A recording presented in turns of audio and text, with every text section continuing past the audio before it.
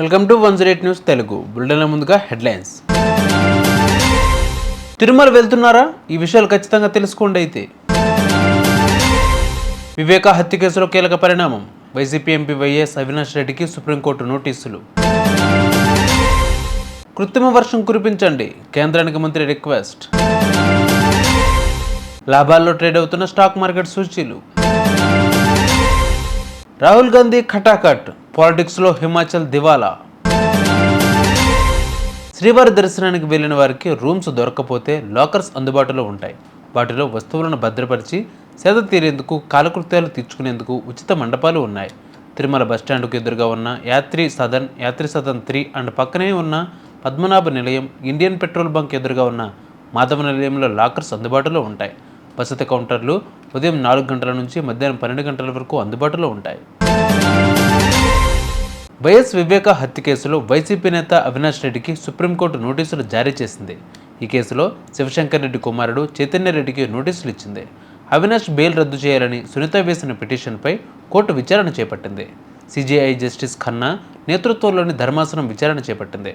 ఈ సందర్భంగా అప్రూవర్ను శివశంకర్ రెడ్డి కుమారుడు బెదిరించాడని సునీత న్యాయవాది కోర్టుకు తెలిపారు. ఢిల్లీలో తీవ్ర కాలుష్యం ఉందని, ఇందుకు కృత్రిమ వర్షమే ఏకైక పరిష్కారం అని ఆ రాష్ట్ర పర్యావరణ మంత్రి గోపాల రాయ్ తెలిపారు. ప్రధాని మోడీ జోక్యం చేసుకుని కాలుష్య నియంత్రణకు చర్యలు తీసుకోవాలని కోరారు. కృత్రిమ వర్షంపై గత 3 నెలలుగా కేంద్రానికి లేఖలు రాస్తున్నా పట్టించుకోవడం లేదని వాపోయారు.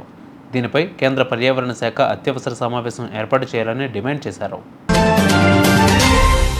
దేశీయ స్టాక్ మార్కెట్ సూచీలు మంగళవారం లాభాల్లో ప్రారంభమయ్యాయి. అంతర్జాతీయ మిశ్రమ సంకేతాలు ఉన్నప్పటికీ ఇటీవల భారీ నష్టాలతో కనిష్టాల వద్ద ఉన్న మార్కెట్లలో మదుపర్లు కొనుగోళ్లు మొగ్గు చూపారు. దీనితో సూచీలు లాభాల్లోకి జారుకున్నాయి. నేటి ఉదయం 9 గంటల 30 నిమిషాల నుండి సెన్సెక్స్ 701 పాయింట్లు పెరిగి 78,040 వద్ద ట్రేడ్ అవుతోంది. నిఫ్టీ 213 పాయింట్లు పెరిగి 23,667 వద్ద కొనసాగుతోంది. రాహుల్ గాంధీ ఖటాఖట్, పాలిటిక్స్, ఎకనామిక్స్ వల్లే ఢిల్లీలోని హిమాచల్ భవన్ను వేలం వేయాల్సిన పరిస్థితి ఏర్పడిందని బీజేపీ విమర్శించింది. విద్యుత్ కంపెనీలకు బకాయిలు, చీఫ్ సెక్రటరీకి వేతనం చెల్లించలేని స్థితిలో హిమాచల్ ప్రభుత్వం ఉందని పేర్కొంది. పాల పేరుతో సెస్ వేయడంతో కరెంటు బిల్లులు పెరిగాయని, సీఎం ఏమో సమోసాలు తింటూ బిజీగా ఉన్నారని ఎద్దేవా చేసింది. రాహుల్ గాంధీ చైల్డిష్నెస్లోనే ఆ రాష్ట్రం దివాలా తీసిందంది. విద్యుత్ కంపెనీల బకాయిలు తీర్చేందుకు భవనాలను వేలం వేస్తున్న హిమాచల్ ప్రదేశ్ దుస్థితి తెలంగాణ, ఆంధ్రప్రదేశ్, కర్ణాటక, కేరళను భయపెడుతోంది.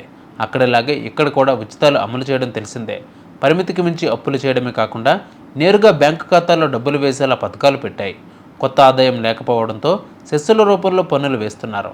పరిస్థితి మారుకుంటే కష్టమని నిపుణులు హెచ్చరిస్తున్నారు. చూసారుగా వివరాలు, బులెటిన్ అప్డేట్స్. మరిన్ని అప్డేట్స్తో మళ్ళీ మేము ముందుకు వస్తాను. అందరికీ వాచింగ్ 108 న్యూస్ తెలుగు.